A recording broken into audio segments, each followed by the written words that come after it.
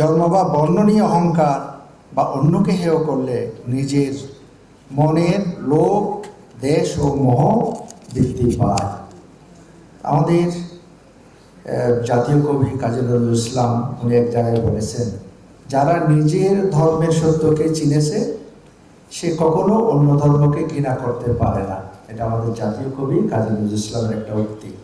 ভগবান বুদ্ধ বলেছেন, মৌমাছি যেরূপ ফুলের রং ও সুগন্ধের কোনো ক্ষতি না করে মধু আহরণ করে, জ্ঞানী সজ্জন ব্যক্তিরও সেভাবে অপরের অনিষ্ট না করে পারিপার্শ্বিক পরিবেশ ও প্রতিবেশের সাথে খাপ খাইয়ে চলে এবং সবার সেভাবে চলা উচিত। এটা ধর্মপদের ৪৯ নং গাথায় এটা বলেছেন।